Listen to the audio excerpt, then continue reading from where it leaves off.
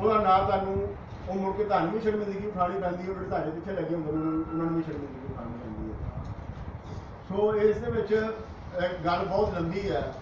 ਅਗਰ ਅਸੀਂ ਇੱਕ ਇੱਕ ਕਰੈਕਟਰ ਨੂੰ ਕਾਜ਼ੀ ਨੂੰ ਲਈਏ, ਲੁੱਡਰ ਮਲਾਹ ਨੂੰ ਲਈਏ, ਰਾਜੇ ਅਜ਼ਲੀ ਨੂੰ ਲਈਏ, ਫਿਰ ਬਾਲਨਾਸ ਨੂੰ ਲਈਏ, ਫਿਰ ਉਸ ਤੋਂ ਇਲਾਵਾ ਅੱਗੇ ਜਾ ਕੇ ਫਿਰ ਕੁੜੀਆਂ ਨੇ ਸੈਤੀ ਹੈ, ਸੈਤੀ ਤੇ ਜੋਗੀ ਦਾ ਬਿਆਨ ਹੈ। ਤੇ ਇਹਦੇ ਲਈ ਤਾਂ ਬਹੁਤ ਬੈਠਕਾਂ ਚਾਹੀਦੀਆਂ ਨੇ। ਮੈਂ ਜਿਹੜੀ ਗੱਲ ਹੈ ਨਾ ਉਹ ਹਮੇਸ਼ਾ ਦੋ ਬੰਦ ਦੇ ਉੱਤੇ ਕਰਨਾ ਵਾ। ਮੇਰੀ ਜਿੱਥੇ ਵੀ ਬੈਠਕ ਹੁੰਦੀ ਸਿਰਫ ਦੋ ਬੰਦ ਮੈਂ ਲੈਣਾ ਵਾ। ਉਹਦੇ ਵਿੱਚੋਂ ਹੀ ਸਾਰਾ ਜਿਹੜਾ ਮਵਾਦ ਜਿਹੜਾ ਹੈ ਉਹ ਨਿਕਲਦਾ ਹੈ। ਸਾਡੇ ਅੱਜ ਦੇ ਸਮਾਜ ਜਿਹੜੀ ਵਾਰਿਸ ਸ਼ਾਹ ਦੀ ਜਿਹੜੀ ਗੱਲ ਹੈ ਉਹ ਸਾਡੀ ਅੱਜ ਦੀ ਗੱਲ ਹੈ, ਕਿਉਂਕਿ ਵਾਰਿਸ ਸ਼ਾਹ ਦੇ ਵੇਲੇ ਦੇ ਵਿੱਚ ਸਿਰਫ ਟੈਕਨੋਲੋਜੀ ਦੀ ਸਾਡੇ ਸੇ ਐਡਵਾਂਸਮੈਂਟ ਹੋ ਗਿਆ। ਜਿਹੜੀ ਸਾਡੀ ਜ਼ਿਹਨੀ ਬਣਤਰ ਹੈ ਨਾ ਉਹ ਉਵੇਂ ਦੀ ਉਵੇਂ ਹੈ ਸਮਾਜ ਦੀ। ਉਹਦੇ ਵਿੱਚ ਖਾਸ ਤਬਦੀਲੀ ਜਿਹੜੀ ਉਹ ਵਾਕਿਆ ਨਹੀਂ ਹੋਈ, ਕਿਉਂਕਿ ਵਾਰਿਸ ਸ਼ਾਹ ਦੇ ਵੇਲੇ 'ਚ ਜਾਗੀਰਦਾਰੀ ਮੌਜੂਦ ਨਹੀਂ ਸੀ ਹੈ। ਵਾਰਿਸ ਸ਼ਾਹ ਦੇ ਵੇਲੇ 'ਚ ਰਿਆਸਤੀ ਜਾਗੀਰਦਾਰੀ ਜਿਹੜੀ ਸੀ ਉਹ ਮੌਜੂਦ ਸੀ। ਮਲਕੀਤੀ ਜਾਗੀਰਦਾਰੀ ਜਿਹੜੀ ਹੈ ਉਸਨੇ ਜਨਮ ਨਹੀਂ ਸੀ ਲਿਆ।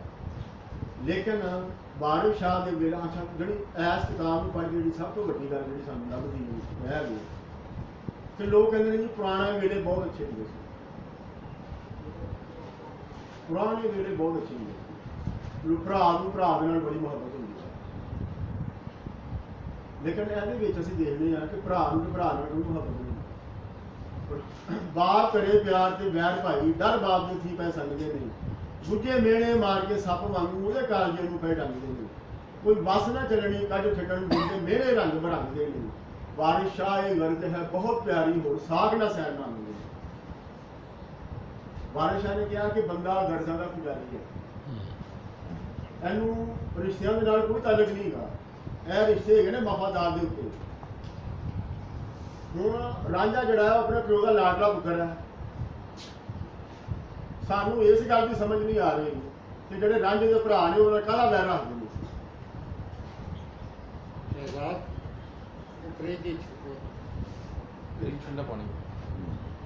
ਪਿਓ ਆਪਣੇ ਕੋਲੋਂ ਡਰਦੇ ਨੇ, ਗੁੱਜੇ ਮੇਣੇ ਉਹਨੂੰ ਮਾਰਦੇ ਨੇ ਖੁਫੀਆ ਅੰਦਰੋਂ ਅੰਦਰੀ।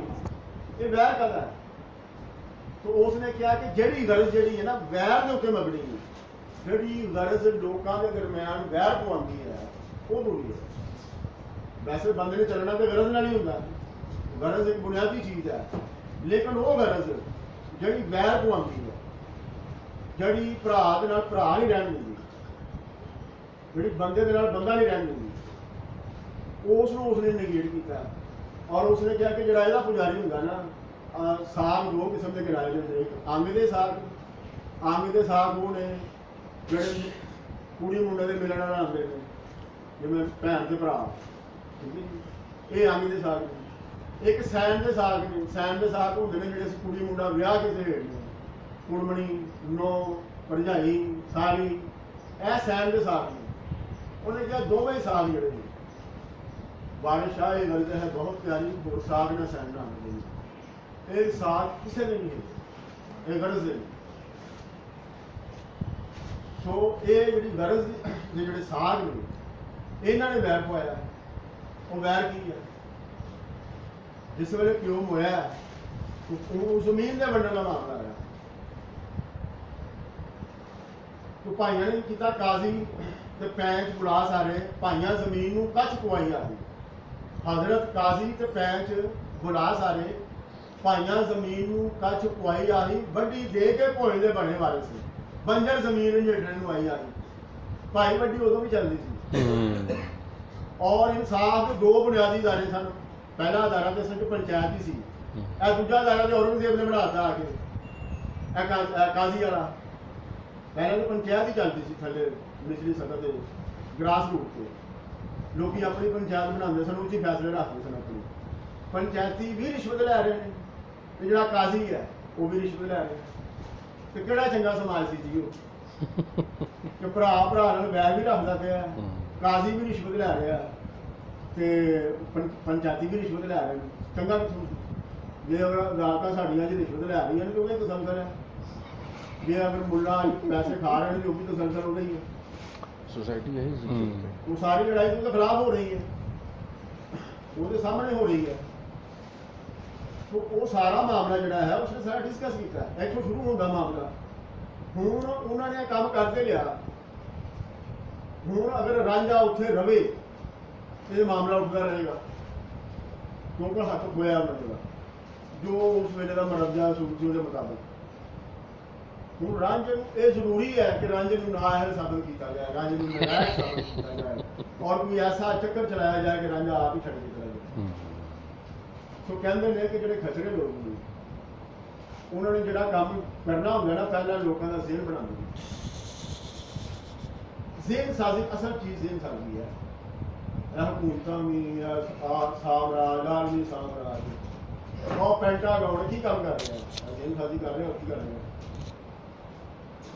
ਜਿਹੜਾ ਕੰਮ ਉਹਨਾਂ ਨੇ ਕਰਨਾ ਹੁੰਦਾ ਅੱਜ ਦਾ ਤੁਹਾਡਾ ਕਿਹੜਾ ਇਲੈਕਟ੍ਰੋਨਿਕ ਮੀਡੀਆ ਤੇ ਪ੍ਰਿੰਟ ਮੀਡੀਆ ਇਹ ਕੀ ਕਰ ਰਹੇ ਇਹ ਭਾਈ ਜ਼ੇਨ ਸਾਜ਼ੀ ਕਰਦਾ।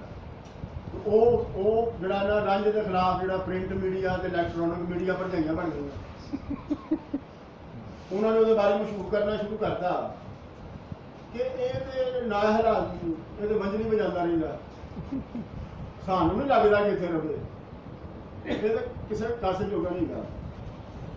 ਨਾ ਜੀ ਹੁਣ ਤੁਸੀਂ ਮੈਨੂੰ ਇਹ ਦੱਸੋ, ਤੁਸੀਂ ਬੜੇ ਪਹਿਲਵਾਨ ਹੋ, ਤੁਸੀਂ ਬੜਾ ਕੰਮ ਕਰਨਾ ਚਾਹੁੰਦੇ ਹੋ, ਤੁਹਾਨੂੰ ਅਗਰ ਬੰਜਰ ਜ਼ਮੀਨ ਦੇ ਦਿੱਤੀ ਜਾਏ ਤੁਸੀਂ ਉਹਨੂੰ ਕੀ ਉਗਾਓਗੇ, ਕੀ ਕਰੋਗੇ ਮੈਨੂੰ ਦੱਸੋ। ਬਾਰੇ ਸਾਰਾ ਠੀਕ ਹੈ।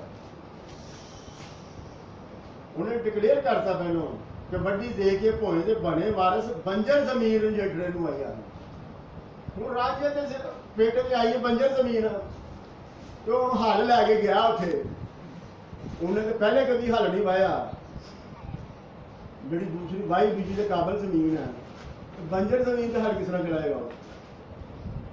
ਤੋ ਜਿਸ ਤਰ੍ਹਾਂ ਮਾਲਕ ਕਹਿੰਦਾ ਹੈ ਕਿ ਜਦੋਂ ਮਜ਼ਦੂਰ ਨੂੰ ਇਹ ਪਤਾ ਲੱਗਦਾ ਨਾ ਕਿ ਇਹਦੇ ਚ ਮੈਨੂੰ ਕੁਛ ਨਹੀਂ ਲੱਭਣਾ, ਅਜੇ ਤੇ ਮੈਂ ਖੱਪ ਖਪਾ ਰਿਹਾ ਹਾਂ, ਫਿਰ ਉਹਦੀ ਆਪਣੇ ਕੰਮ ਦੇ ਨਾਲ ਬੇਗਾਨਗੀ ਹੋ ਜਾਂਦੀ ਹੈ। ਉਹ ਰਾਂਝੇ ਦੀ ਜਿਹੜੀ ਬੇਗਾਨਗੀ ਹੈ ਕੰਮ ਦੇ ਨਾਲ ਉਹ ਕੁਦਰਤੀ ਹੈ। ਮੈਨੂੰ ਜੀ ਪਤਾ ਹੋਵੇ ਕਿ ਇੱਥੇ ਮੈਂ ਮਿਹਨਤ ਕਰਾਂਗਾ ਤੇ ਮੈਨੂੰ 4 ਟਕੇ ਲੱਭਣੇ ਨੇ ਤੇ ਫੇਰ ਹੀ ਮੈਂ ਕਰਾਂਗਾ ਨਾ। ਤੇ ਜਦੋਂ ਮੈਨੂੰ ਪਤਾ ਹੋਵੇ ਜੀ ਮੈਂ ਤੇ 8 ਘੰਟੇ 10 ਘੰਟੇ ਕੰਮ ਕਰਕੇ ਵੀ ਮੇਰੀਆਂ ਬੁਨਿਆਦੀ ਲੋੜਾਂ ਪੂਰੀਆਂ ਨਹੀਂ ਹੋਣੀਆਂ, ਮੇਰਾ ਕਿਵੇਂ ਮਨ ਲੱਗੇਗਾ ਦੇਖੋ। ਸੋ ਰਾਂਝਾ ਗਲਤ ਨਹੀਂ ਹੈ। ਜਿੰਨਾ ਲੋਕਾਂ ਨੇ ਰਾਂਝੇ ਨੂੰ ਕੰਡੈਮ ਕੀਤਾ, ਉਹਨਾਂ ਨੇ ਰਾਂਝੇ ਦੇ ਭਰਾਵਾਂ ਨੂੰ ਕੰਡੈਮ ਨਹੀਂ ਕੀਤਾ। ਜਿਨ੍ਹਾਂ ਨੇ ਰਿਸ਼ਵਤ ਲੈ ਕੇ ਉਹਨਾਂ ਨੇ ਕਾਜ਼ੀ ਨੂੰ ਕੰਡੈਮ ਨਹੀਂ ਕੀਤਾ, ਉਹਨਾਂ ਨੇ ਪੰਚਾਇਤੀਆਂ ਨੂੰ ਕੰਡੈਮ ਨਹੀਂ ਕੀਤਾ, ਉਹਨਾਂ ਨੇ ਰਾਂਝੇ ਨੂੰ ਕੰਡੈਮ ਕੀਤਾ ਕਿ ਇਹ ਜਨਾਬ ਲਾਡਲਾ ਸੀ ਜੀ ਪਿਓ ਦਾ, ਇਹ ਤਾਂ ਕੰਮ ਹੀ ਨਹੀਂ ਸੀ ਕਰਦਾ ਜੀ ਸੀ। ਕਿਉਂ ਨਹੀਂ ਕੀਤਾ ਕੰਮ ਨੂੰ? ਉਹਨੇ 12 ਸਾਲ ਵੇਲੇ ਵਧੀਆਂ ਨਹੀਂ ਚਲਾਈਆਂ ਜਦੋਂ ਉਹਨੂੰ ਮਕਸਦ ਮਿਲਿਆ। ਔਰ ਉਹ ਰੂਹ ਇਸ ਵਾਸਤੇ ਬਣੀ ਹੈ ਕਿ ਉਹਨੇ ਉਹਦੇ ਅੰਦਰ ਕੰਮ ਜਗਾ ਦਿੱਤਾ, ਉਹ ਤਾਂ ਹੀ ਰੂਹ ਨੂੰ ਕਿਹਾ ਉਹਨੇ। ਕਹਿੰਦੇ ਨੇ ਕਿ ਰਾਮ ਬੰਦੇ ਨੇ ਰੂਹ ਫੂਕ ਦਿੱਤੀ, ਰੂਹ ਫੂਕੀ ਫੂਕੀ ਹੈ ਕਿ ਲੋਕ ਕੰਮ ਨਹੀਂ ਸਨ ਕਰ, ਲੋਕ ਇਸ ਪਾਸੇ ਨਹੀਂ ਸਨ ਹੈਗੇ, ਉਹਨੇ ਇਸ ਪਾਸੇ ਲਾਤਾ ਉਹਨਾਂ ਨੂੰ। ਇਹ ਹੁੰਦਾ ਰੂਹ ਫੂਕਣਾ। ਸੋ ਰੂਹ ਜਿਹੜੀ ਹੈ